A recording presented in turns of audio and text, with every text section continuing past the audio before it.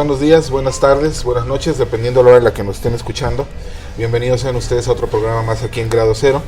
Y pues hoy tenemos el gusto de platicar con la doctora Patricia Rosas Lopategui, que está presentando un interesante libro, yo creo que de mucho tiempo atrás, de trabajo de mucho tiempo atrás, que se llama Diálogos con Elena Garro, entrevista y otros textos. Patricia, yo quisiera empezar la entrevista con una pregunta a lo mejor obvia. Evidentemente tú has trabajado literatura, sí, pero a mí me llama la atención es cómo tú llegas al trabajo de Elena Garro. En 1976 leí por primera vez a Elena. Yo estudiaba letras españolas en el TEC de Monterrey y en la clase de literatura mexicana la profesora dentro del programa nos dio a leer Los recuerdos del porvenir. En 1976 Elena Garro, en aquel momento yo no lo sabía, Elena Garro vivía los peores momentos del exilio, vivía en Madrid, en el ostracismo total, en el descrédito, en el hambre, etc.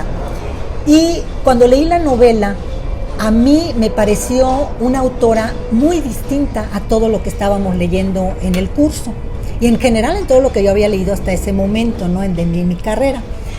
Y me impactó por varias razones. Una, por la crítica tan acerba que hacía al sistema político mexicano. En momentos, la novela se publicó en el 63, yo la leí en el 76, pero todavía se vivía la época superautoritaria del PRI, ¿no? En donde no había libertad de expresión, incluso la literatura estaba también bastante restringida y era muy cauteloso, los autores eran muy cautelosos. Elena me parecía que su crítica era mucho más fuerte, ¿no? Eso, una de las cosas que me impactaron de ella. Otra fue el manejo del lenguaje, obviamente ese lenguaje tan lírico, tan extraordinario, tan singular, que mostraba una cultura muy sólida. Y otra cosa que me llamó mucho la atención de ella era, por supuesto, el manejo del tiempo y la manera en que ella presentaba de una manera fusionados y al mismo tiempo contraponiéndose las dos cosmovisiones que nos forman como mexicanos, que es la cosmovisión indígena y la cosmovisión occidental que nos llega con la conquista española. Entonces, por mencionar tres aspectos que me impactaron de Elena. Desde ese momento yo puedo decir que Elena Garro se convirtió en mi proyecto de vida. Desde ese momento quise saber quién era, dónde vivía, por qué no sabíamos nada de ella, por qué leímos Los recuerdos del porvenir, por qué estábamos leyendo esa novela magistral en copias fotostáticas, porque la novela estaba vetada, no circulaba. Y se convirtió en mi proyecto de vida desde ese momento. Elena Garro es una escritora polémica, por decirlo menos. Sí. ¿No? Es una escritora que, por lo menos en este trabajo que tú estás presentando, me parece muy interesante, divides dos etapas. Uno, lo que se da antes y durante el 68, que ella se mete con un conflicto con la comunidad intelectual. Sí. Y después del 68, cuando ella regresa de España de este exilio. Pero yo creo que hay una tercera fase que sí me gustaría preguntarte antes de meternos a estas entrevistas. ¿Hasta qué grado podríamos decir, porque todo este asunto empieza cuando se une con Octavio Paz, sí, ¿no? Y empieza a producir, ¿hasta qué grado Elena requería de Octavio Paz y Octavio requería de Elena? Bueno, yo creo que en toda relación matrimonial se establece de alguna manera una dependencia, ¿no? No solo una dependencia emocional, sino también una dependencia intelectual. Pero esa dependencia debe de ser sana, debe de ser una compenetración y unirse, ayudarse para cada uno de manera individual, al mismo tiempo, crear sus propios proyectos artísticos o intelectuales. Aquí lo que sucedió fue que Octavio Paz, que es lo que yo he planteado a lo largo de mis estudios sobre Elena Garro, es que Octavio Paz, como producto de una sociedad patriarcal y machista, cuando se casan Octavio y Elena, Octavio quería que Elena Garro quedara reducida a la esfera privada, ¿no? Que desempeñara el rol de madre y esposa tradicional. Octavio Paz, y está más que comprobado, obstaculizó los proyectos que Elena tenía, que Elena venía desarrollando antes de casarse con Octavio Paz. Elena era conocida como una niña prodigio por el grupo de los contemporáneos, ¿no? Entre ellos Javier Villaurrutia. Fue una alumna brillante de Julio Bracho, cuando ella era coreógrafa del teatro universitario, antes de ella casarse. Tenía nombre antes ella de ya casarse. tenía nombre antes de casarse con Paz, y de eso no se habla. Todo el mundo cree que la obra de Elena Garro y que Elena comienza su proyecto artístico intelectual gracias a Octavio Paz y al casarse con Octavio. Pareciera hacerlo, ¿no? Y es un mito, exacto, porque Elena tuvo una formación clásica sólida en la infancia a través de la educación de familiar, principalmente de su padre. Su padre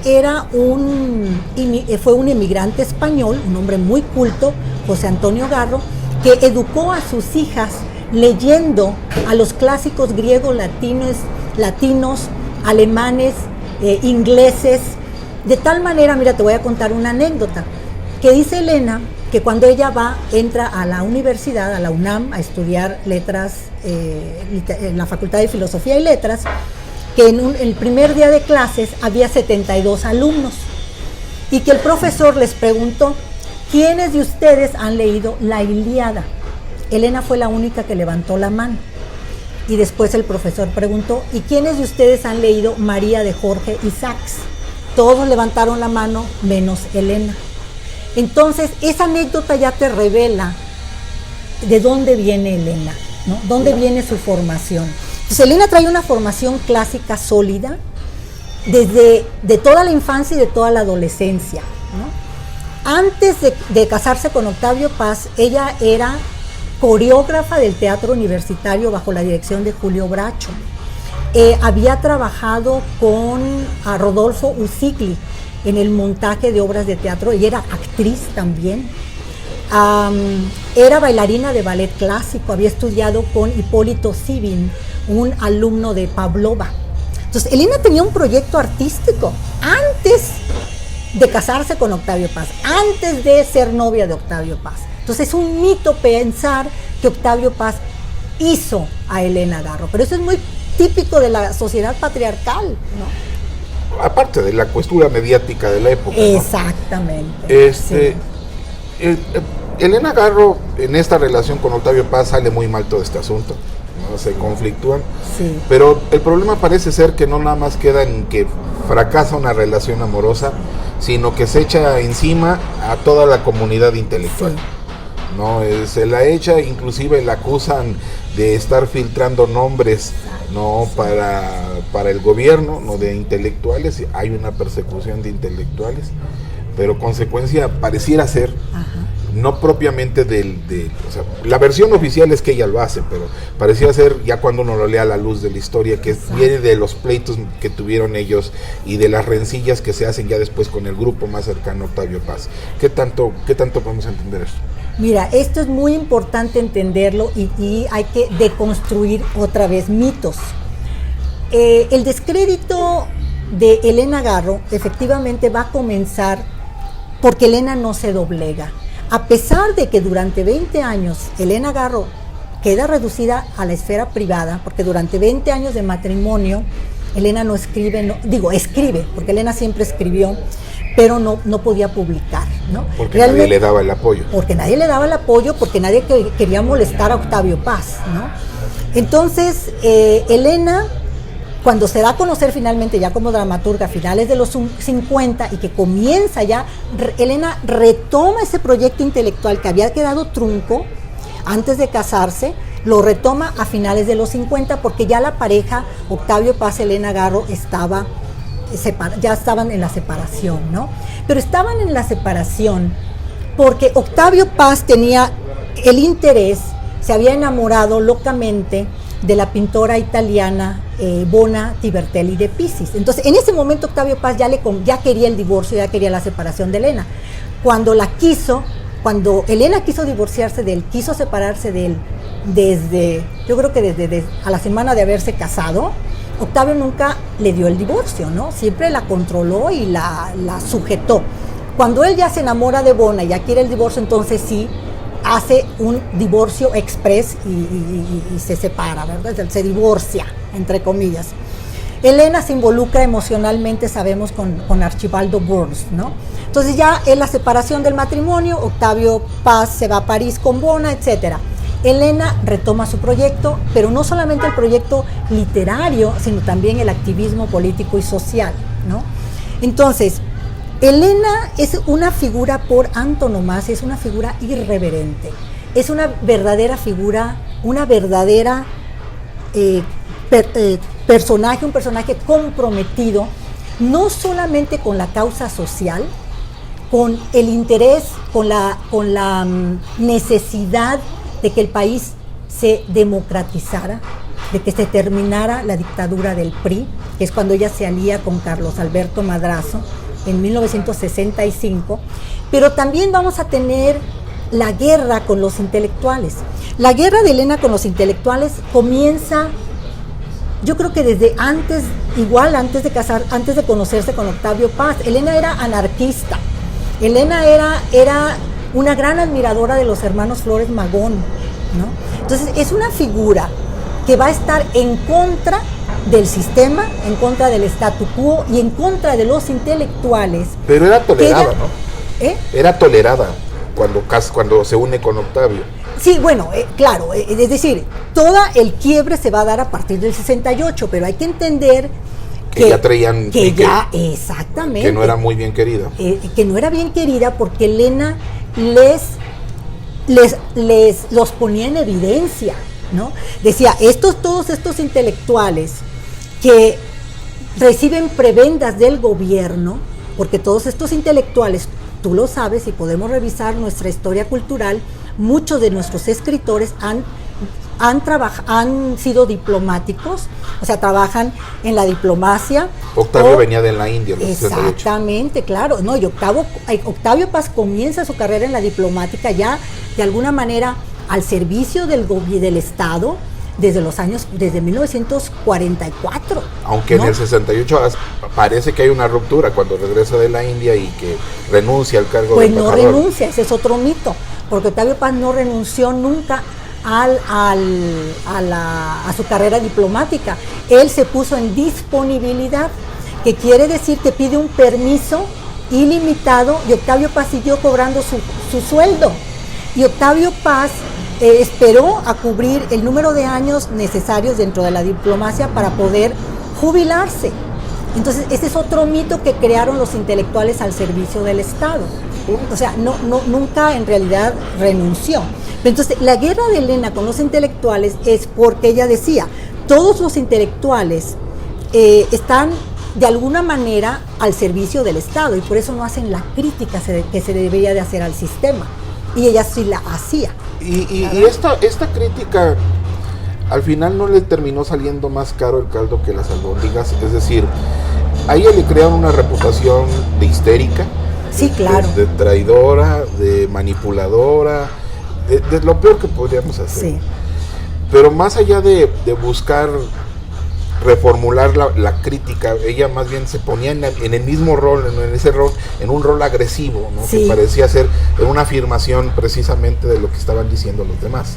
Bueno, es que una figura como Elena, que va a ser totalmente irreverente, totalmente transgresora, obviamente en un sistema como el nuestro tiene que pagar una alta factura. Y claro, Elena pagó y la sigue pagando hasta la fecha, ¿no? Porque el grupo en el poder sigue siendo el mismo. O sea, cambian los nombres, pero finalmente es la misma secuencia, trae la misma secuela, ¿no? Y por eso esa leyenda negra que la sigue cubriendo es lo que no permite que hoy en día las nuevas generaciones descubran que el gobierno, el Estado, fue el que creó una serie de mentiras, de farsas para desacreditar a Elena Garro, porque era una figura irreverente que no le convenía al sistema político. ¿No le convenía al sistema o a la comunidad intelectual? A los dos, no le convenía a ninguno, porque date cuenta, que cuando se le echa la culpa a Elena Garro, que ella y Madrazo habían instigado el movimiento estudiantil para dar un golpe de Estado al gobierno y deponer a Gustavo Díaz Ordaz, toda esa farsa fue creada por el mismo gobierno, porque el gobierno, el gabinete de Gustavo Díaz Ordaz quería eliminar la amenaza que representaba Carlos Alberto Madrazo, que estaba a punto de formar un nuevo partido político, que realmente le iba a hacer la oposición al PRI. Elena era madracista, Elena formaba parte de la planilla de Patria Nueva, ¿no? Entonces, el gobierno creó esta leyenda, esta farsa, para desacreditarlos a ambos, acusarlos de complotistas, de traidores a la patria, y los intelectuales coadyuvaron a esta farsa, ¿no? O sea, no les convenía ni a los intelectuales al servicio del erario. ¿A cuáles intelectuales me estoy refiriendo?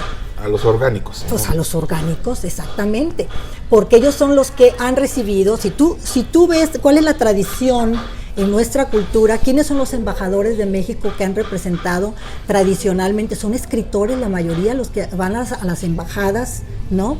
O los que nos representan en las secretarías de cultura, de educación, etcétera, o los que trabajan, los que dirigen los suplementos culturales, los que dirigen las revistas literarias. Es el grupo con el poder. Ahora, en esta parte de la historia es interesante leer tu libro, el primer volumen, porque sí, tú recopilas, yo creo que este trabajo no lo hiciste, eso ya viene de todo lo que tú has hecho toda tu vida, sí, no creo que lo hayas juntado ni en 5 años, no, eso no sale así.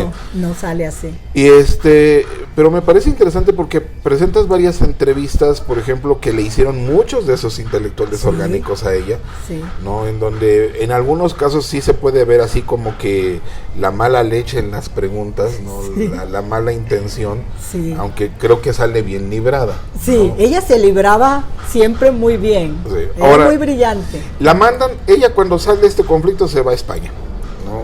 Sale primero a Nueva York. A Nueva York, uh-huh, y luego a España, ¿no? Exacto, primero a Nueva York, porque ella se va a Nueva York en el 72 porque recibía amenazas de muerte. Se va en el 72 a Nueva York y pide asilo político, pero se lo niegan. Y por eso es que se va a Madrid, porque le niegan el asilo político. Pero Madrid sí se lo otorga. En Madrid le dan la nacionalidad española. De hecho, Elena Garro nunca tuvo la nacionalidad mexicana. Es absolutamente increíble que nuestra mejor escritora, desde mi punto de vista, del siglo XX, no haya sido nunca mexicana, ¿no? Porque por ley, sí, en el caso de Elena, como su padre era español, automáticamente ella era española. Y tenía ella, al cumplir, creo que en aquella época era creo que al cumplir los 21 años, ella tenía que haber solicitado la nacionalidad mexicana. Pero como se casó con Octavio Paz antes de llegar a la mayoría de edad, que era 21 años, ella pensó que ya al casarse con Octavio Paz y con el pasaporte mexicano, ya en automático adquiría la nacionalidad mexicana, pero no fue así.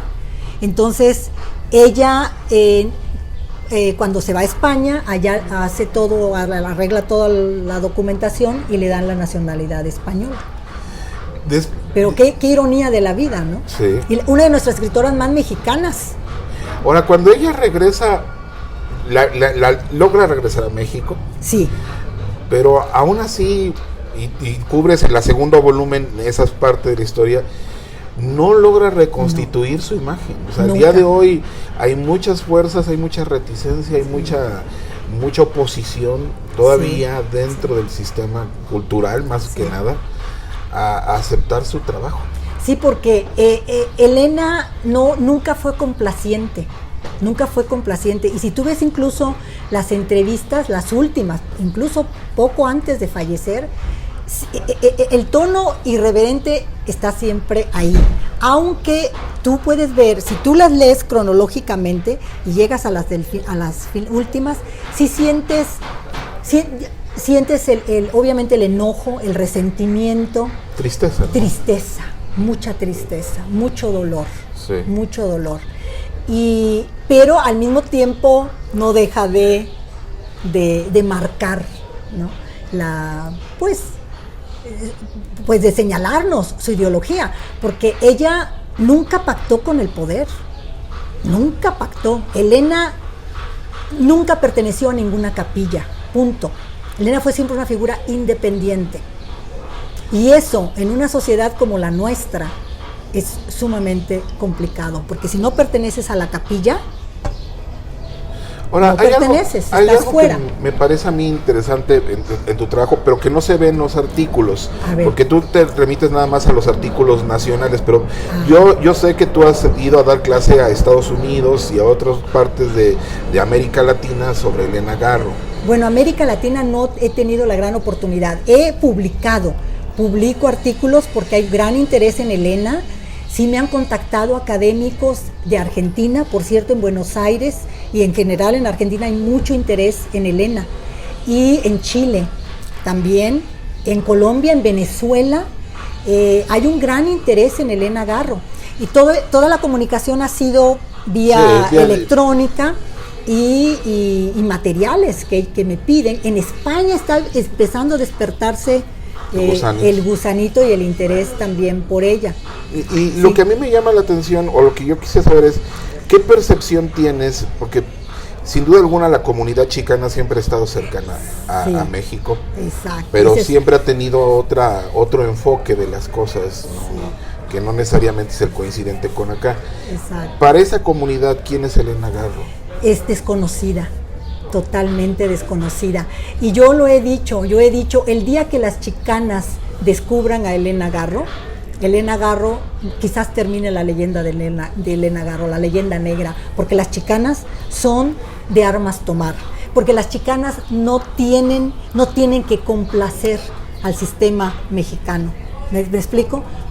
Es decir, están en Estados Unidos. O sea, en Estados Unidos la cultura es muy diferente acá. Aquí el problema es que la cultura depende del Estado, está subvencionada, vive del erario, ¿no? Todas las instituciones culturales viven del erario, del dinero del Estado. Entonces, por eso no hay independencia en el criterio, en los juicios. En Estados Unidos la cultura no tiene nada que ver con el Estado. Entonces hay una mayor libertad de opinión, de expresión. Y las chicanas, ese es mi propósito, que un día las chicanas descubran a Elena Garro para que pues contribuyan a eliminar esta leyenda negra, ¿no? ¿Y hoy por qué piensas tú que hoy no sería publicable? O sea, ha habido intentos de reedición de Memorias del Porvenir, ¿no? Sí, bueno, esa es muy buena pregunta. Es que Elena está desde el centenario, yo podría decir desde el 2016, se ha estado reeditando la obra de Elena Garro, ¿no? La reeditó el Fondo de Cultura, varias otras editoriales la están reeditando, pero ese no es el caso. Mientras la leyenda negra siga opacando la figura de Elena Garro, Elena sigue desacreditada. Mira, a mí me toca que en las redes sociales un comentario que haga alguien positivo, acabo de leer Los Recuerdos del Porvenir, qué novela, qué fantástica escritora, inmediatamente alguien comenta, pero ¿cómo puedes estar leyendo a Elena Garro?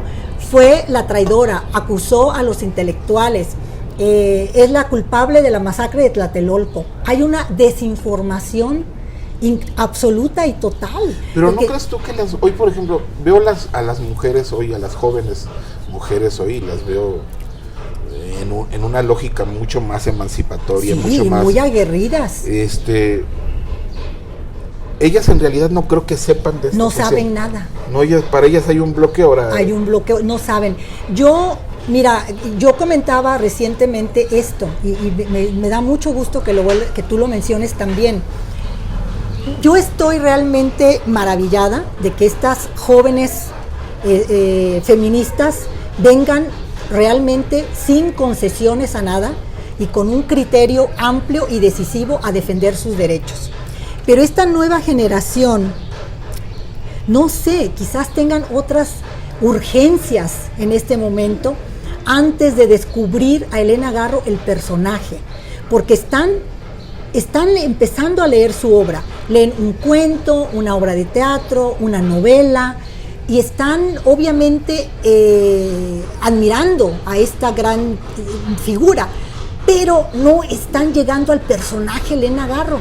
No quieren, no sé, no les interesa, no quieren saber quién fue esta mujer. Elena Garro no es nada más Los recuerdos del porvenir. Elena es un personaje, es un ícono de nuestra cultura. Es por antonomasia una escritora transgresora en todos los sentidos, en todos los campos, en el feminista, en el político, en el social. Para mí no hay otro escritor ni escritora que se compare a Elena Garro, ¿no? Es una escritora multifacética en todos los sentidos. Entonces, estas feministas, espero que muy pronto lleguen al personaje Elena Garro.